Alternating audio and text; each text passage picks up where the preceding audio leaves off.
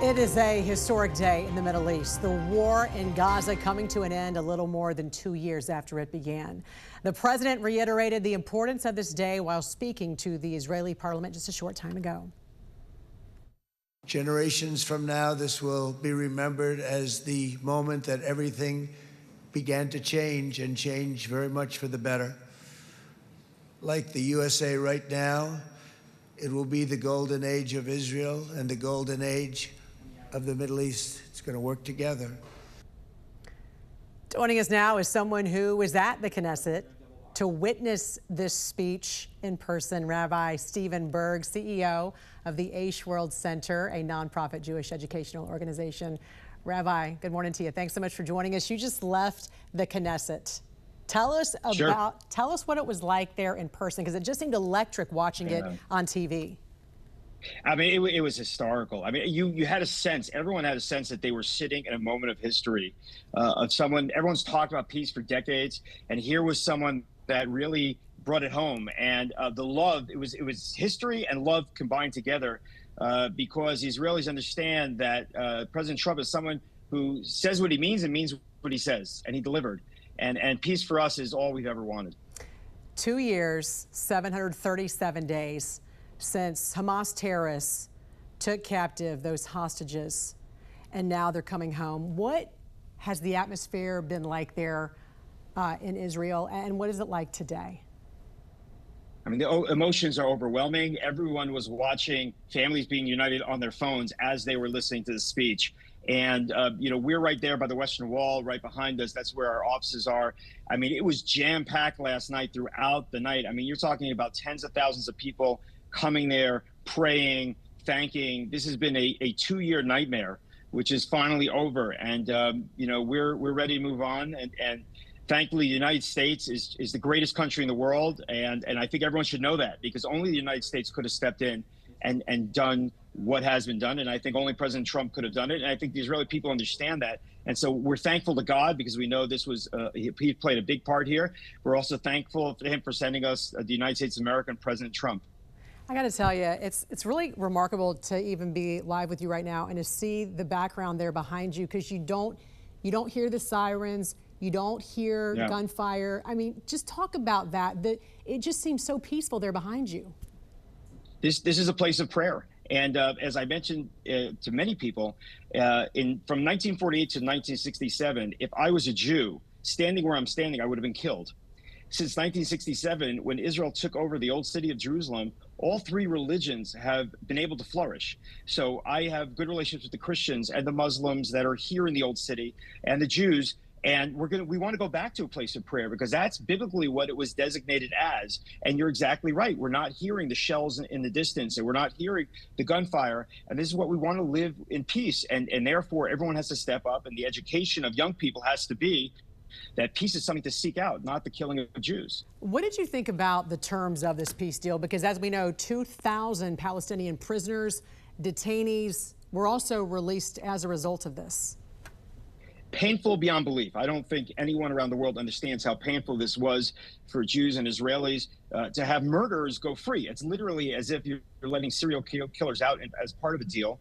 These are terrorists, and it's very, very painful. But for us, these 20 young men coming back alive, I can't even give the value upon that. So we know that we have to sacrifice for peace. We're not thrilled.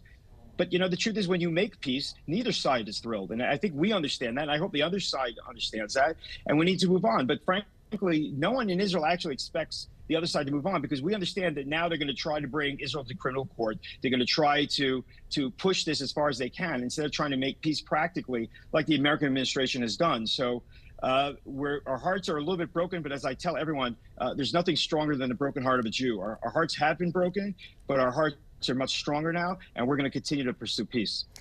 I want to listen to some of President Trump's historic speech to Parliament. I know you just witnessed it as well in person. Let's take a listen together. This is now a very exciting time for Israel and for the entire Middle East, because all across the Middle East, the forces of chaos, terror, and ruin that have plagued the region for decades now stand weakened, isolated, and totally defeated. A new coalition of proud and responsible nations is emerging. And because of us, the enemies of all civilization are in retreat. Thanks to the bravery and incredible skill of the Israeli Defense Forces and Operation Rising Lion,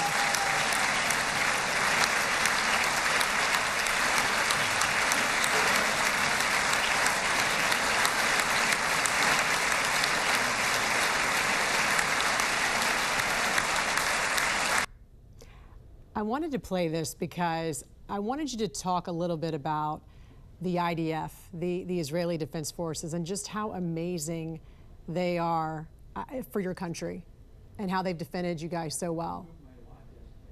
Look, I can tell you that from my own family's experience, to make it personal, I have two nephews that serve in the IDF and Special Forces. One of them got married 10 days before October 7th, and for a year, almost barely saw his wife. And I called my sister every day. Every morning, I would start my day calling my sister, how are the boys doing? And for us, it's a country of a draft, but it's more than that. It's a country of service, a country that looks back at 2,000 years of persecution. We look back at the Holocaust, and we understand that our young men and young women of the IDF must defend the Jewish people. And so there was never any question that, you know, when they came across and killed the Jews they did and took them as hostage, we kept saying that for 2 years. We said, return the hostages and this will all be over. And there was no pressure from the rest of the world on Hamas to give back those hostages. So we could not have been prouder of the young men and young women of the IDF. And we lost 1,000 souls along the way the last 2 years. But their sacrifice was here so we can live and walk the streets and live in peace. And they're heroes. And last night, I was with one of the families waiting for their son's body to be returned. He was a hero. He was supposed to have surgery that day. He heard about what was going on. He grabbed a gun. Was special. He went down the fight and he was killed. And we were dancing with a Torah scroll, which is our holiest item that was given in his memory. So we push forward. We push forward, and there's not one of those 1,000 soldiers that we will not carry around in our hearts the rest of our lives. Rabbi Stephen Berg, such a pleasure to talk to you this morning. And it's just wonderful to see that live picture there from Israel and just how beautiful and peaceful it is there behind you there, the Holy Land. God bless you. Thank you for joining us. Thank you. God bless. Thank you. Emotional reunions as the final 20 hostages held by Hamas were reunited with their families across Israel. People cheered in Tel Aviv celebrating this milestone moment. Under a U.S.-brokered ceasefire deal, hundreds of Palestinian prisoners and detainees were met with large crowds as they also reunited with their relatives in the West Bank. President Donald Trump declared a dawn of a new Middle East. This deal, this once-in-a-lifetime deal, nobody's ever seen anything like what's happening today. On Monday, photos released by the Israeli Prime Minister's office show a freed hostage playing with his children for the first time in 2 years. Families say they never stopped fighting for the release of their loved ones. Keep sharing your stories to policymakers. Keep telling us what do you think needs to happen, and give us ideas on how we can break the deadlock. And we kept doing that. They kept open the White House for us, and President Trump has done it. President Trump said that phase 2 of his 20-point ceasefire plan to end the war between Israel and Hamas has already started as he meets with world leaders in Egypt for a summit on Gaza's future and peace in the Middle East. If you look at Gaza, it needs a lot of cleanup. This is clearly, in my mind, I think in the mind of everyone in this room, probably one of the most important days for world peace in 50 years. I'm Maribel Gonzalez reporting. How did you get out, and how did Keith get out? I got it out on a deal that all the women and the children, after 51 days, Keith stayed there for a year and 4 months, and he came out on a deal. And he's American. He's American. And he was just, you told me, in Washington meeting with President Trump? Yes. He didn't meet President Trump, he spoke to him. And I want to say that Keith, since he came back for the last 8 months, has been 5 times in the States. I was there 17 times. I met everybody that you can think about. I met more than 100 congressmen, and I became very close to Witkoff. I talked to him all the time, and I want to thank President Trump. You're talking about the president's personal special envoy, Steve Witkoff. Yes, and he's working hard around the clock, and I want to thank him for that from the bottom of my heart. I want to thank him from the from this whole country. We need to smile. We've been waiting for it for too long. It's been so sad, just so sad. And for us, Keith and I, being a hostage, knowing what's happening there and what they're feeling, the hostages, is one of the worst things that any person can go through. So many of the hostage families I've been seeing here at Hostage Square are telling me they give so much credit to President Trump for making this happen. You know, I want to say that he's got such a big part in it, and I want to thank him, and we all want to thank him. But I do know that soldiers have been working so hard, and so many of them have died. Israeli soldiers. Israeli soldiers have died because they've done everything they could to bring the hostages home. So I think it's like a work that they did together.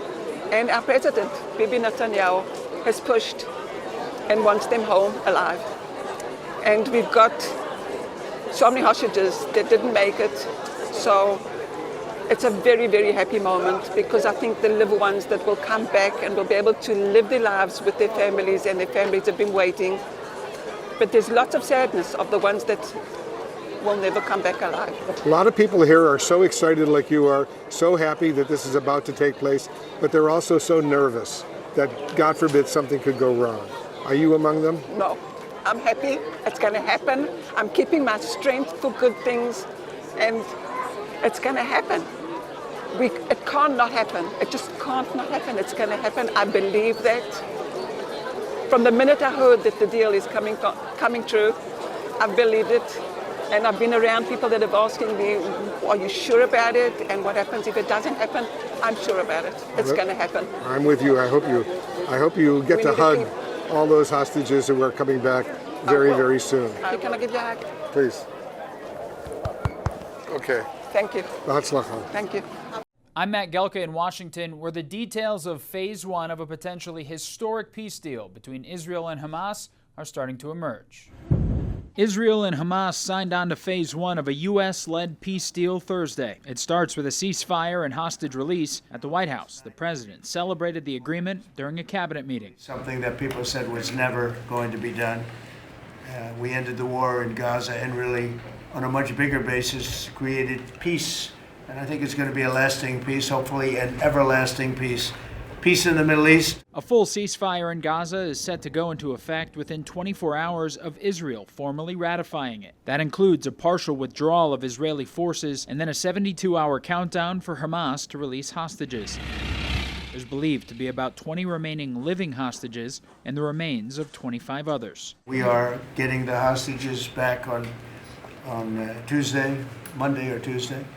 And that'll be a day of joy. I'm going to try and make a trip over. The deal represents a breakthrough in a 2-year war that started with the deadliest massacre of Jewish people since the Holocaust. Gaza's health ministry has said nearly 70,000 Palestinians have since died, with the country in a humanitarian crisis. There were celebrations in Israel and Gaza when reports of a deal first emerged. The concern with any agreement is whether or not it holds. The hostage release is only described as Phase 1. The peace deal proposed by the Trump administration is a 20-point plan that includes rebuilding Gaza without Hamas. The timeline of how future phases would play out is still unclear. There will be disarming, there will be pullbacks, there will be a lot of things that are happening. You know, I gave you a whole list of 22 different things that will take place.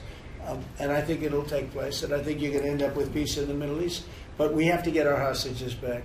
And we weren't going to do it at the end, we're going to do it at the beginning. President Trump says he's been asked to address the Knesset, Israel's parliament, and that speech could take place as early as this weekend. Reporting in Washington, I'm Matt Gelka.